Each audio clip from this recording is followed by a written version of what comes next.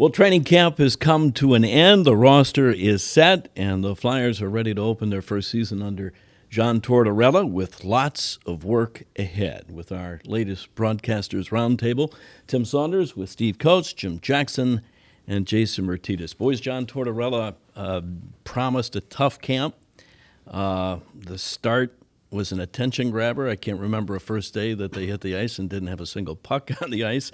The emphasis has been on conditioning and I guess building mental toughness. But, Jimmy, the culture change has begun, but it's going to take a while. Yeah, this is a process. There's no doubt about it. I know this area's heard all about the process, but I'm just speaking about the process of getting and establishing a new identity with the team, the new culture, players getting to know the coach getting to know the players. I mean, Torts has not hidden the fact that he didn't know a whole lot about some of these guys, and so he wanted to see what they had. And I think that first day of camp was interesting because it's a test of physical capability, stamina, all that, of course. But it's more, I think, a test, and what he was more interested in is the mental toughness. And he could see a guy like Nick Delorier really not looking very good doing it, but getting through it. And that's the most important thing, to show that you're willing to get through those tough times. And so I think he's learning about the players, and they're learning about him. And it is going to take a little while. I mean, I think Torts now realizes as he looks at this team, especially with some key guys out again, that they're going to have to really grind it out to score goals. There's just not a lot of goal scoring on this team right now, unless some of these young players do develop, and you're hoping that does happen. And Owen Tippett, some of these guys turn into goal scorers. But as it looks right now, it's going to be a team that's going to need to win games 2-1, 3-2. And I don't think Torts has a problem with that because that's how his teams usually play. Coatesy, he did have to back off of some of the conditioning once he learned of the reality in Philadelphia that injuries are always part of the equation. It's a matter, though, of, as Jimmy said, learning to fight through that. Doesn't matter how ugly it is. And they've got to learn how to play when they're tired, and that's not an easy thing. It's interesting, if you look back at last year, how many games were lost in the third period, where all of a sudden it looked like they ran out of gas. I would think that Torts looked at that, understood that, and decided that, if his team's in better shape than the other team, then he's off to a good start. And, no pucks in the first couple of days, it's hard. It's really hard, but it's only good for the players. The players are going to be unbelievably in shape playing for this guy. But when you take a look at the way Torts has approached this, he's doing it slowly. He's very guarded, understands what he has. I go back to what Jimmy said about the lack of scoring. I'd like to use the word propensity. The propensity to, it's a big word for me. Yeah, it is. I'm very proud of it. I was up all night. Couldn't spell it. No, it's pretty Couple excited P's about in it. there. He knows that. Apparently Timmy's sitting on your thesaurus. Don't look. But when you take a look at the Tippetts of this world, and Farabee, Atkinson coming back, Konechny being really good in training camp, the propensity for these guys to score goals is there. They've all come in as goal scorers. And Frost is a guy that you just, okay, let's get it going. And so the propensity of all these young players that were goal scorers and haven't been goal scorers at this level is something to look for. If we can get that from them, then that's half the battle, because then we're moving forward. There's a confidence built with a hockey club. Is it going to be a work in progress? Yeah. We're going to have some good times and we're going to have bad times. But the thing I'm really looking forward to, this is Game 7 for me already on Thursday night, is that you got a full house, put on a show, and play. That would make everybody feel better right now. That Thursday night game, there it is. You guys, you've made the team. Show us something now, because our building's going to be full. Let's have some fun. Yeah, I think they can kind of forget about the preseason record. He didn't even get into systems until about a week ago. It's more about how he wants this team to play, and it's pretty simple. We've talked about building the foundation, compete everywhere on the ice, work as hard defending without the puck as you do when you have the puck and you're trying to score. And in the absence of star power, like Jimmy said, they're going to have to do their scoring by committee. Yeah, I mean, go back to the 1920 season. They finished 7th in scoring that year, and it was by committee. A big part of that's going to also be what they get goal-wise and point production-wise from the blue line, because they were second in the NHL in the 1920 season in that regard. So we look at the forwards and I say they're the guys that have to score, but it's a 5-man unit. It's a 5-man unit in the D zone. It's a 5-man unit in the neutral zone, and it's a 5-man unit in the offensive zone. And I think it's really interesting with Torts. This season to me is so much about a fact-finding mission to find out, okay, what is Morgan Frost at the NHL level? He's got all this opportunity. Tippett, the same thing. But you have these 3 different categories of players on this team and age groups. You have that young under 23 group with Farabee and Tippett and Morgan Frost and those guys. Then you have that 24 to 26 range with Konechny, Provorov, Sanheim, and some of those guys need to change the trajectory of their play a bit. And then you have that older upper crust with guys like Couturier who won't start the season, but Hayes and Atkinson and those guys. And we have to find out where all of those guys are right now in their career, where they are, where they're going, where they're trending, and what they can be for this team. And that's what Torts does in year 1. If you look at the teams he took over, they were in very similar situations. Coaching changes don't happen when teams are really good. You don't take over a really good team, very rarely. So he's been in this situation before, and how guys like Konechny respond, I think he is paramount to this team. He was an all-star in that last year before the bubble. He had 3 24-goal seasons. He is a player that can score off the rush. He is a player that can score down low. He can give you multiple facets of offense. And for a team that's going to have to grind and work really hard for opportunities to score, he's a guy that can score a goal off the rush with just skilled play. So you're going to need to get it from a guy like him. So I think it's just going to be such an interesting fact-finding mission to find out who is part of this future. And Torts talks about it, about the team, when they're going to be a winning team. He doesn't know when that is in regards to Cam York, as we saw when he sent him down. But getting all of this information to set yourself up for multiple years of being a playoff team with a trajectory to go far, I think is the key, and he's done it everywhere he's been. I do want to add a really good point on the defense, because it's not just about points and goals from defense. It's about getting the puck out of the Flyers' zone. And the last couple seasons, the Flyers spent way too much time in their own zone. They just had trouble getting the puck out of their zone.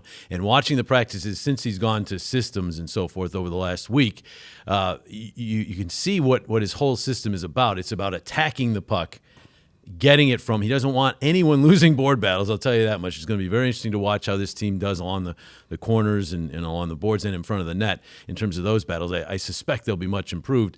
And then getting the puck the other way. The numbers of the offensive players, of the forwards, they're going to go up if you're spending more time in the offensive zone, and that's a big part of his system. So I think that Tony DeAngelo's, these kind of players, Ivan Provorov when he's playing well, Travis Sanheim as he was playing even last year, moving that puck up, getting it ahead, and getting the puck in the offensive zone where they can go to the attack. They're not going to defend passively like maybe at times we've been guilty of. There was some good news. Joel Farabee appears to be ahead of schedule and ready for opening night, it looks like, which I think is a huge bonus. Sean Couturier is ahead of schedule. He's not going to start game 1, but it doesn't appear as if he's going to miss as much time as they thought he would. So he's skating already. Yeah, Yep. so those are all positives. The question mark I have is Cam Atkinson. I know Torts has said he's going to be ready for the opener, but he's missed some time here, and he's obviously got an issue. It's like the same thing with Ellis. It's hard to find things out, but that's just the way that the league is now, upper body, lower body. We can't tell you what's happening. But he's an important part of the equation here. But I got to go back to what Jason was talking about a little bit, about the individual players and the teams. This is a collective group, and you said we got to find out where they're at. Mm-hmm. I'm going to get back to that one word that I use all the time, and it's culture. The culture went south here. How it went doesn't make any difference, but it went way down. And what happened was it became too easy to lose. There was no accountability, so all the younger players never got any better. So now they have to learn a new culture because they don't know any different. The guys that came in out of playing junior, they never went to the American League. They never went to they were here. And they went, well, I guess that's it. This is the way you're supposed to do it. You lose 10. Oh, yeah, you lose 13. It's okay. Still staying at the nice hotels and flying on the plane. I guess that's the way it is here in the NHL. No, it's not. It's a way you have to have an attitude. So not only is John Tortorella going to grab onto the reins and change the culture, you would hope, and there's a couple of guys you'd like to think, okay, they've got to be able to take this leadership role. Mm-hmm. And having guys like Farabee back in the lineup and all these other guys back in the lineup, nobody knows better in the locker room about how good they are when they're looking around who's dressed. If you're missing 9 veterans, you might have your head down a little bit because that's hard. But now, outside of Couturier and Ellis, Atkinson to get back, missing Atkinson would be huge to start that first of the year. But it's the attitude as a group, and I think that's where Torts is really going. Group. You mentioned it. It's about 18 guys plus 2 goalies that come together to work for the logo and will be positive together. And any coach will tell you, and Torts included, that the team has to be coaching itself by the time you get halfway, 2/3 of the way through the season. So who jumps up? Cam Atkinson will be a big part of that because he's gone through Torts' grind. He knows exactly what's going to happen. Kevin Hayes. And besides, Cam Atkinson is a born leader, really. You just have to be around him a little bit. Kevin Hayes, Sean Couturier, those are the veterans. But I really, like Joel Farabee, there's some young guys on this team that really have potential leadership qualities in them. And that's what I think you're talking about. That's got to emerge as the year goes on. That's exactly right. So it's all. Let me just jump on that real quick because I so agree with you because to me this season's about culture and standard. It takes a long time to build a standard and a culture, but it doesn't take a long time for it to erode. And it eroded quickly, and that's a problem. And now they have to be so diligent to rebuild it because it's paramount. You're never going to win in this league, whether you have talent, don't have talent, no matter what it is, if you do not have that standard. And they need that standard. And it has to be every day. It's not something that you can show up one day and it's fine.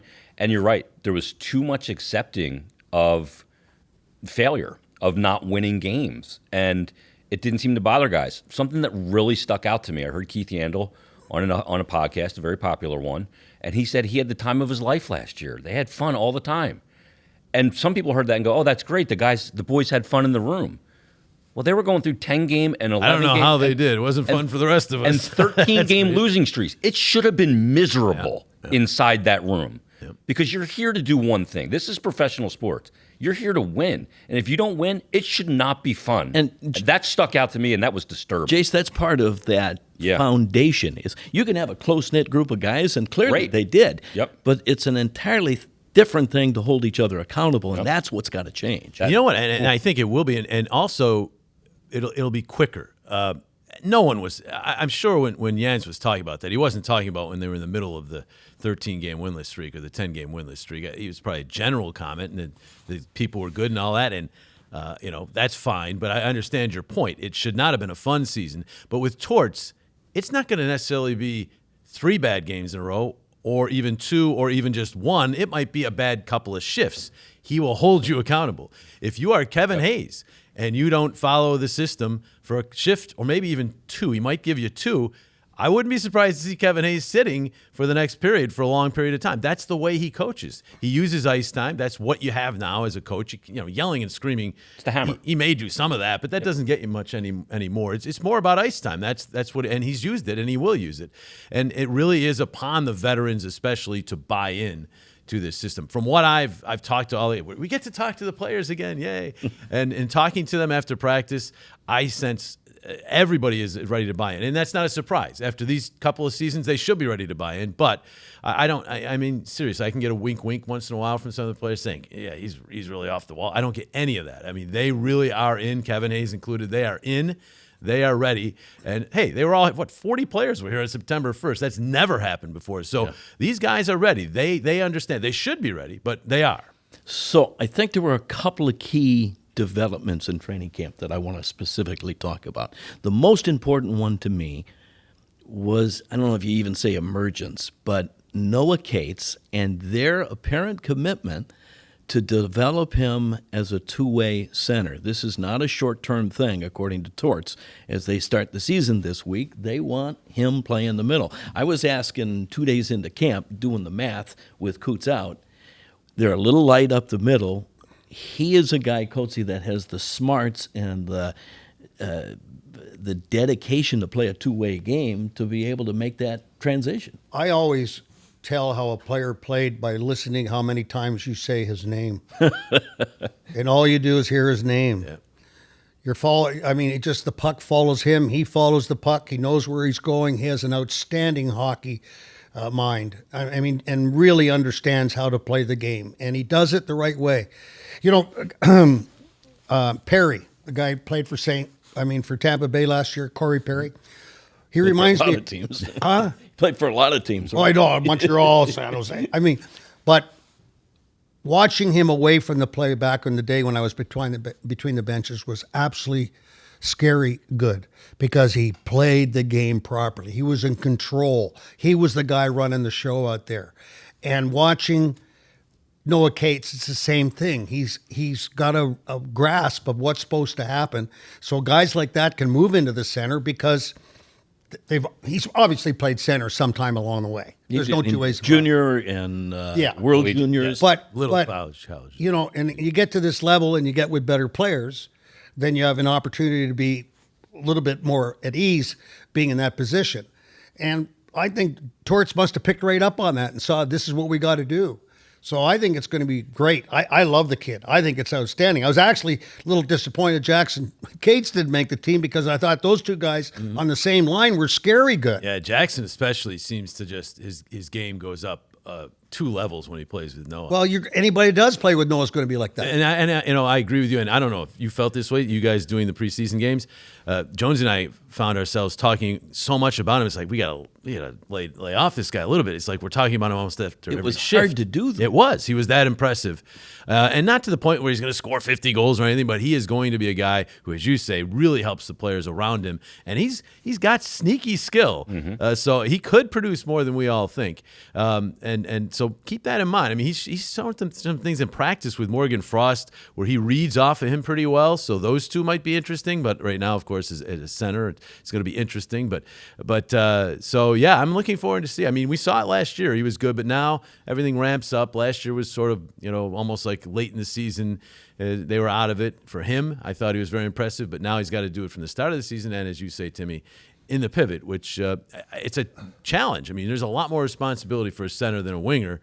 But do I have any doubts he can handle it? No. And he wasn't here long enough to get cultured. No.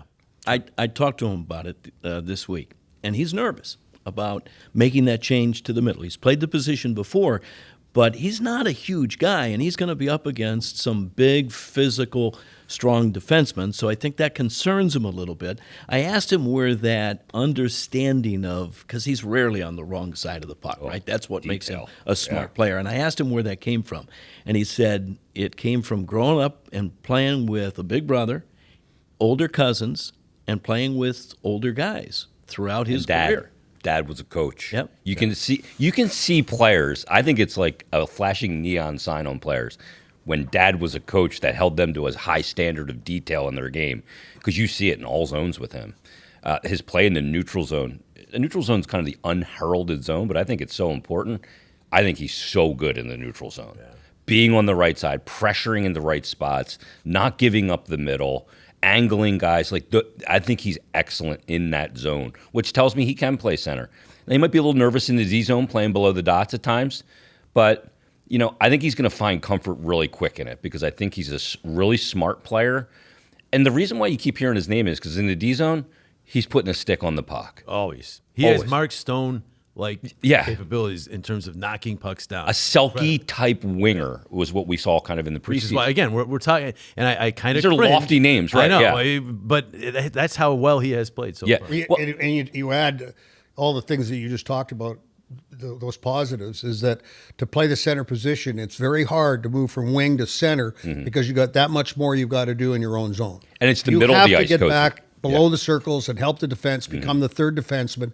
It's work for a lot of players. Yeah. But I don't think it'll be economy of energy with this guy. There's a trickle-down effect, too, because it allows them to keep Scott Lawton on the wing where he's more comfortable, more productive, and although Torts has talked about pairs as opposed to 3 guys that he's going to try to keep together, Konechny and Kevin Hayes have been together, mostly with Lawton. That may be your top line going into the start of the season, and I think Lawton's better on the wing.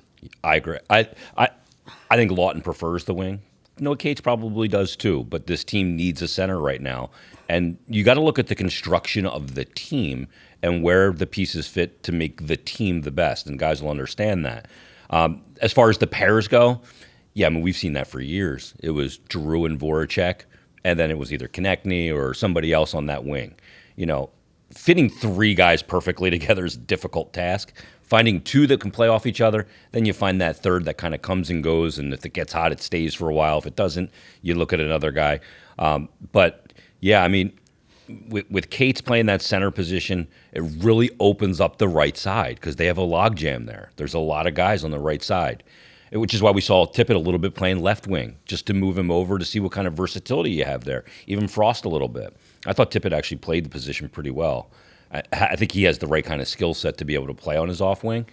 But Lawton is a guy that's going to give you everything, whether it's at wing or center. And if in a game situation somebody's not going or you need to move somebody into the middle, then he's the perfect guy to do it. He's a Swiss Army knife as a player. He's a glue guy for sure. Let's talk about some of the other individuals. Morgan Frost. This is a huge year for Morgan Frost. You can tell just in talking to him, his confidence level is way higher than it has been. And it's going to allow him, I think, to be at his creative best because that's what he's got that kind of skill. He is the poster child for me of what Coatesy was alluding to earlier. The expectations for this team, let's face it, from the outside are not high, right? One of the reasons is they're going off of how they looked last year and maybe even the year before that. But in Morgan Frost's case, he's one of those young guys. You talked about the groups, the young guys and kind of the middle-aged guys and the veterans. He's still now getting toward the end of that young stage, 23. But he is one of those guys who, have we really seen Morgan Frost as good as he can be? I don't think so. And I'm really excited because I think we're going to see that this year. I talked with him after a practice. He's up to 195 pounds. And you can see it along the wall, and so he's not going to be a grinder. He's not going to be this guy who dominates along the wall, but he has to at least survive right along the wall, and he has to show the battle along the wall. You have to under John Tortorella, as all players do. But I just think this, as you say, his confidence is higher. I just think it's time now for Morgan Frost. And I think it's time for some other guys, too. And I think we're going to see Joel Farabee the way we think he might be, and maybe Owen Tippett. And all. And if we do, all of a sudden, this team's a lot better than anyone's saying they're going to be.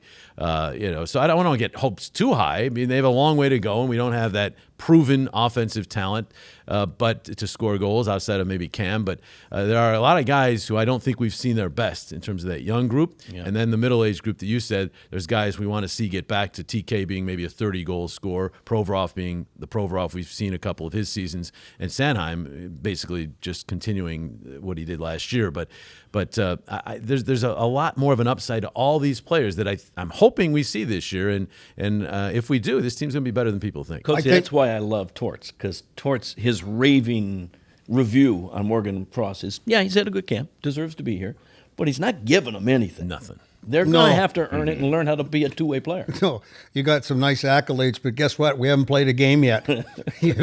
And Morgan Frost, it's interesting. He's got such a great upside. He's got a background of being a point getter, a scorer out of Sault Ste. Marie, but we haven't seen that yet, in my mind. Last year, at the end of the year, we saw him, and I'm going to use the word control. The center has to control the play, has to feed the wings, make everybody better. And that's what he was starting to do. I thought that he had a good camp, but he wasn't doing the things he was doing at the end of last year that he did in camp. But that's a completely different being.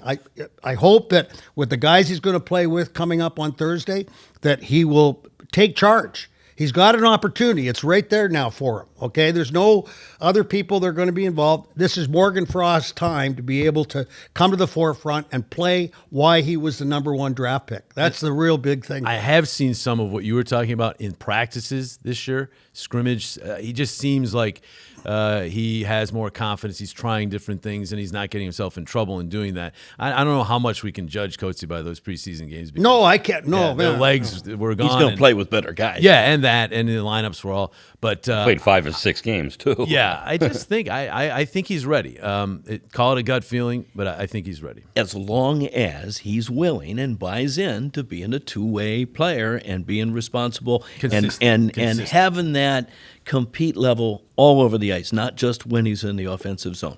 Another guy, Owen Tippett, you brought him up. He's making that adjustment to being a 200-foot player, getting pucks to the net. He knows that that's what his strength is, and I think he's gotten better as camp's gone on. Yeah, and the one thing I want to see, first of all, the first thing he has is a big plate of opportunity in front of him. He wasn't getting that opportunity in Florida. He produced at the AHL level. but he hasn't had a huge opportunity outside of the end of last year when things were sideways here. Let's be obvious about it.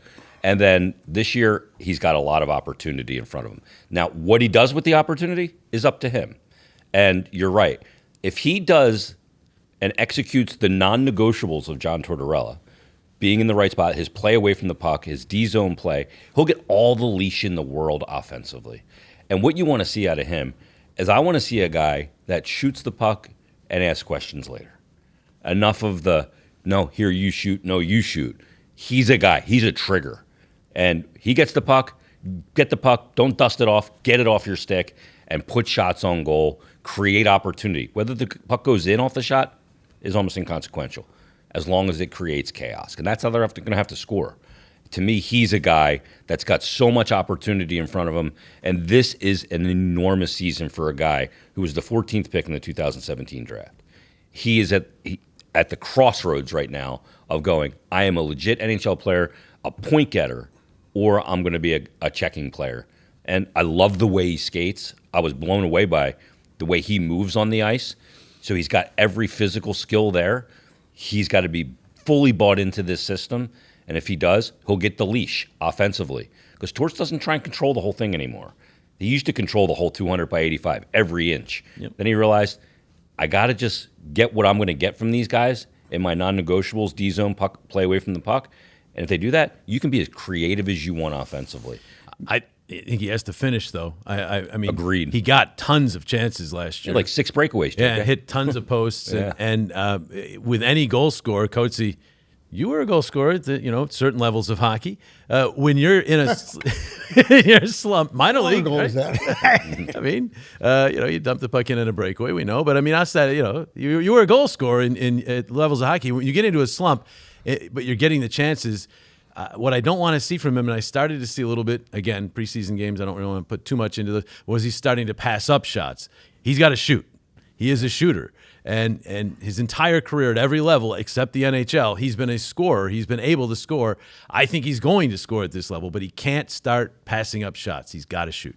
He's got to shoot the puck the way he's always shot the puck. Yeah. We talk about it all the time, the fact that a guy like him who knows how to score goals, he'll shoot the puck when you least expect it because he's got such an unbelievable wrist shot.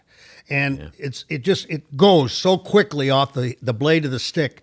And if he can get that going, because he is right on the edge, like you just mentioned, all the breakaways, all the opportunities he had last year, and you go, man, this guy's going to break through. It's just, he's got the ability.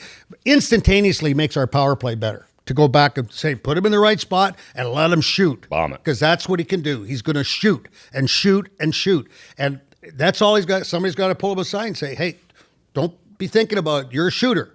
Get that puck and shoot the puck. Because he is part of my propensity of being one of the guys that's going to help the team over the edge. He's the guy. He was a number 1 draft pick. And we forget that. We do know that he's got the ability to be there, and he's going to have that opportunity. What's the word of the day? Propensity. I will remember that. Twice. Here's another guy. Bingo. Another guy who has had a propensity to grab attention. Study. Wade Allison. I think of 2 words when I think of Wade Allison in training camp: energy and personality, and he brings it in spades. He does. Doesn't bring the long hair anymore, but I'm a little disappointed he cut the flow. He did cut the flow. Because if you look up a hockey player in the think dictionary, it was his choice. It was his idea. Yeah. But I mean, when you look up a hockey player, like Manitoba boy, like he looks like a hockey player, right? He's the best forechecker on the team, best straight line forechecker on the team. He can move. He will get in. He's not afraid to take the body. I loved his camp because he's a guy, like you guys brought up Noah Cates. You keep saying his name. When Wade's on the ice, you know he's on the ice because you got to have your head up, and he's going to do those things and be physical. And I think he's a guy that can grab confidence and just keep having it swell as he's able to stay in the lineup, provided he can stay healthy. And you talk about a release. The one thing we're forgetting about, we're talking about Tippett's release, and you need to shoot. Wade Allison's got one heck of a release. Yep. He's a guy I could see on the power play on that right side in the trigger position that can really bomb it from there. Maybe it's not PP1 to start. We'll see how that plays out. But to me, he is a guy that can be a big factor for this team, and a guy I think that you can move up and down in the lineup. I was going to say that. Yeah, I think you can put him in a lot of different positions. Oh, yeah. Yep. And if Atkinson is healthy, just the numbers suggest he may be pushed down to a fourth line. That's okay, because Tort says he wants his fourth line to have an identity, and he'd be. Well, there's a lot of big identity part of there. that. Yeah. It's a lot of. I mean, his thing is health. I mean, obviously, and most of these players I've talked about Tort's system. It's a much more aggressive. There's going to be more physical contact all over the ice. With Wade, it's one guy I might say, okay, just a little less, because he puts himself into some pretty vulnerable situations because he plays the way we love. I mean, it's With that pace. It's a hard thing to tell him to do because we love him for that, but you also don't want him getting hurt in the fifth game. I mean, he's got to try to stay healthy. I mean, that's been his biggest problem. He plays with reckless abandon. He does. Yep. But as a player, your responsibility is to yourself first. And that, in other words, make sure that you're doing it right so you don't get injured. Play as much with reckless abandon, but under control. Understand where to go, when not to go. And that's something that he's going to have to learn because he's had a bad run. But at the same time, that's all part of the growth, all part of the education to understand how to play the game at this level. And, you know, it's probably going to be easier to play. Well, it's always said it's a little easier to play in the NHL than it is in the American League, because the American League got guys flying all over the place, don't know where they're going, don't know how to do systems, don't know things. So you never know when you're going to run into somebody. But here in the National Hockey League, it's more organized, more it's set in stone of what happens out there. So it could be a lot better for him at this level, to be honest with you. But he is the real deal. We loved him when he first got up here. Absolutely. When his first training camp, he was just like, he was a wow. And now he's here, and you can see he's put the weight on. He can skate. He's hard on the puck, like Jay said. I love the fact that the weight, when he comes into the zone, I mean, he's coming. And he's going to make defensemen pay. And that's what Torts is going to want to love. All right, so we haven't really talked much about the blue line, and I want to get to the decision on Cam York in a minute. Provorov and Tony D'Angelo's, I know, high on your list. You think that's a huge addition. They only played one game in the preseason together. You at all concerned, or is that chemistry, I assume, a work in progress? I'll tell you in November. Yeah, well, okay. I don't. I mean, I Well, know no. you. I mean, like, it's good that there's so many variables, so many changes are going to help. I mean, you got John Tortorella's learning. Ivan Provorov is going to be learning. D'Angelo is going to be learning about all the different things that are happening with this hockey club. This is basically a brand new hockey club. So there's going to be a lot of different moving parts going on. They need that to work, though. But They D'Angelo, do. We've been looking since Matt Niskanen. Yeah. D'Angelo and Provorov, on paper, looks really good. But, you know, Prov's got to get back to where he was.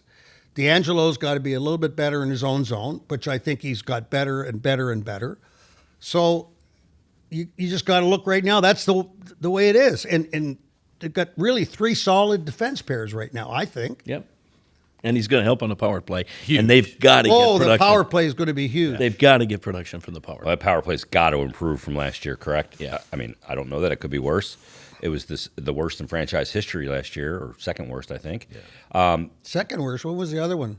It was in, I believe, the 90s, but the power play, they were clicking at about 16% average Probably at that time. about 91, 92. Last year, the average was about 23%. Yeah, which that is was when we were absurd. 5 years without the playoffs. Yeah.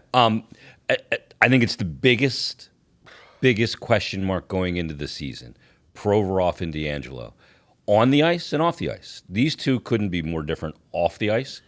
You know, both are very intense players. One's outward emotion. One is inward emotion in Provorov. How they play together and read off each other, I think is going to be a big thing. You know, where is D'Angelo going to be when Provorov's in the face of pressure to get him the puck and be his release, and converse the other way around? So both guys want the puck. So how's that part going to play out? You know, both guys like to possess the puck. So I think it's a really interesting pair. But Tony D'Angelo played on a top pairing last year in Carolina. A great partner there in Carolina in doing so. But those two, you're facing the top line of the opposition every night. And just about every team in this league's got a hell of a top line.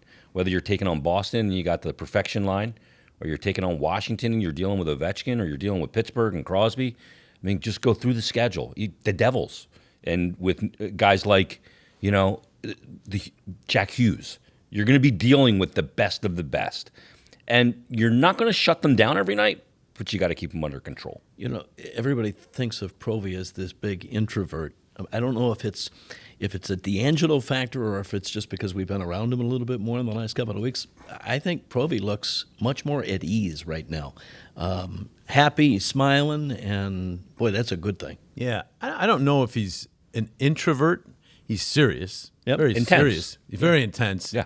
I mean, we all saw back. He's a very emotional guy in the playoffs when, he played in pain and it didn't. Basically the medication wore off and he struggled in the third and he was in tears after the game. I mean, the guy cares, and he's very proud, and reacts to criticism. So I think in that way, these guys have. They might express it a little bit differently, but they're both pretty emotional guys, as you say, inwardly, outwardly. But they both have that emotion.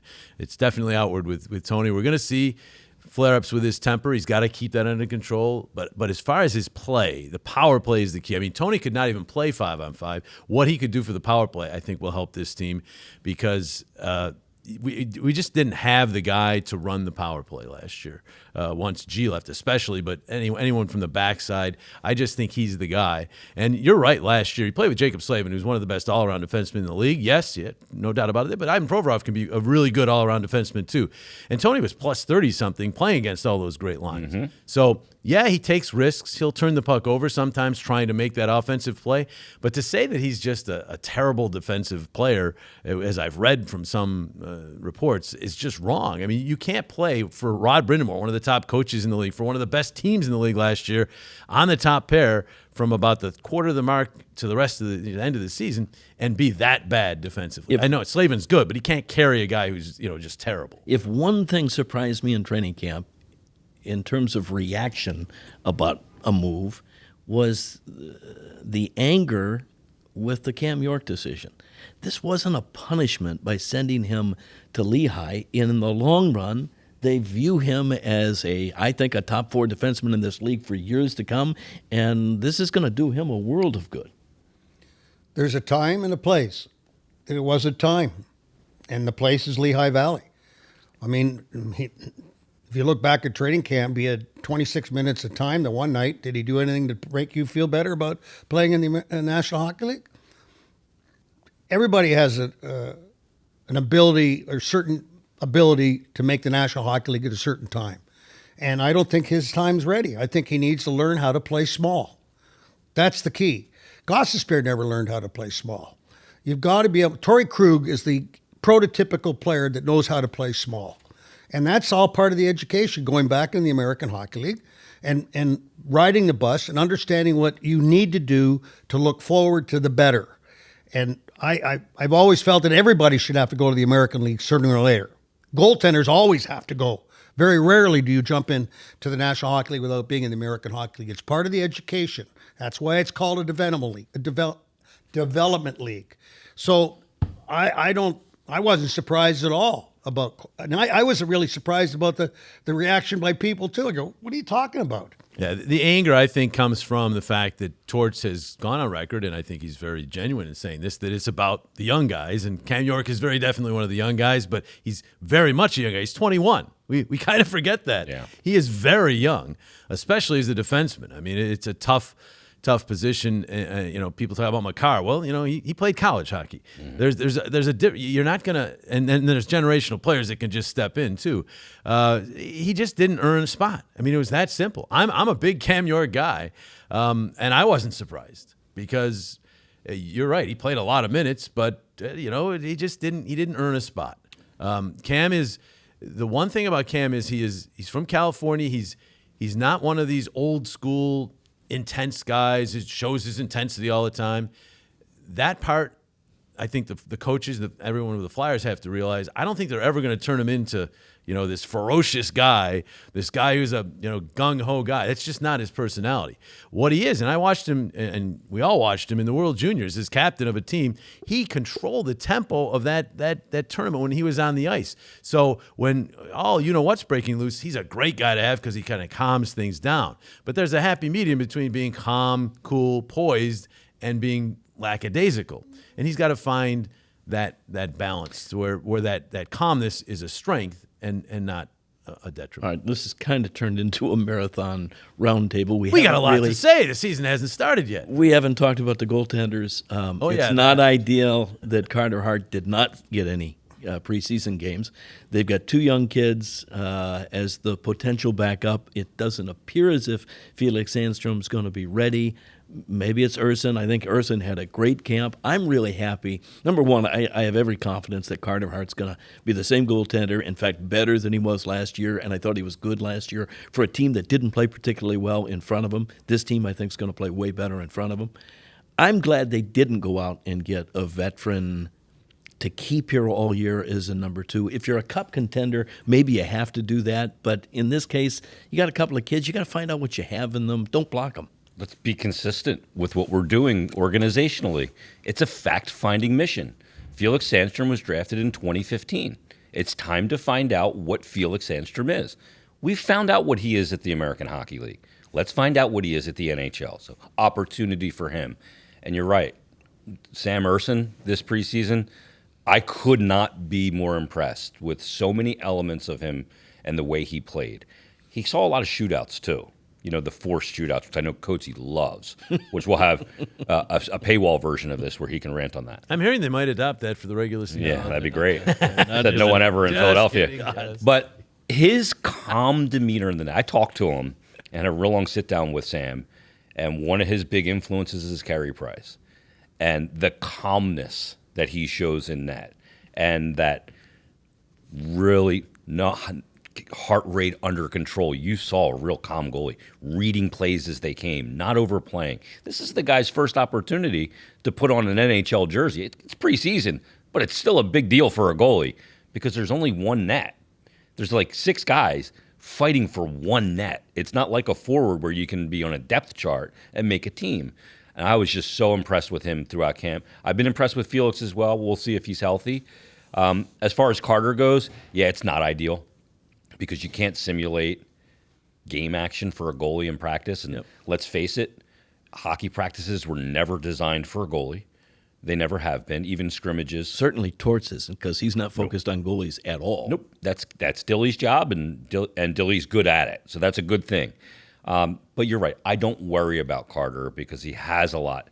And I think you guys hear me talk about it all the time when it comes to goaltending, that environment matters. And the environment has been a putrid environment the last couple of years for him. And he's able to overcome it 2 years ago for a period of time, but eventually that environment will pull you down with it. And last year he fought it as long as he could again. The environment's going to be better. Why? Because the coach will not let it deteriorate. If you're not providing that environment in the D zone, you'll find your way to the bench or the press box. Let's talk about the schedule, because Coatesy, it's not an easy start to the season. You get your first 2 games at home, then you got 3 tough road games. Coaches segment, and I guess I'm looking at the start of the season in the first 5-game segment. Tough one. Am I crazy? Would you not be thrilled if they had 5 points in the first 5 games? Game to game. I just told you. I don't even worry about Vancouver right now. I don't worry about Florida or Tampa. Just get through this first game. Put on a show. That is the key, because the building's going to be full. If you have to start looking, sure, you can look at your schedule and say, that's going to be a tough one, that's going to be a tough one, but this league now, everybody's tough. Anybody can beat you in any given time. So I'm not worried about that. I'm just worried about Thursday night. Everything looks tough, too, when you're not at the top.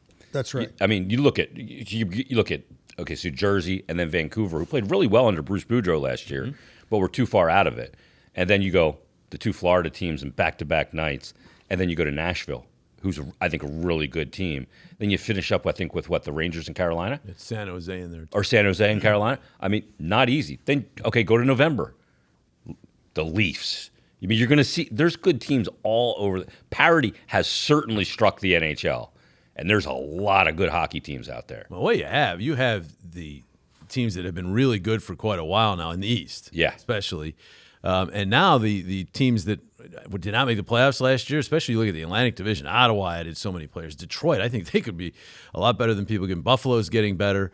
And then Columbus adds Gaudreau. Who knows how that's going to happen? The Islanders, I think you expect them to bounce back some. Jersey, yeah, Jersey's on the upswing. So yeah, there's no easy nights. I agree with Coatesy. It's game to game, especially the way Torts approaches everything. I doubt very much they even know many of these players who they're playing in the second game. It's all about the Devils on opening night. A full building. It is time to show what this identity is about. Are they going to have the complete system? Everything, and is it going to be perfect? No, but there's certainly things they can show in that opener that say, hey, this is the new Flyers. This is what we're going to be ready to play. It's a results-oriented business, but let's face it, there is no quick fix here. This is going to be a process, and it's create a foundation, change the culture, and go from there. Raise the standard. Absolutely. And the propensity. And the word of the day is yes, propensity. They'll have a propensity to raise the standard through culture. Next time we do that, I'll have another $10 word for you.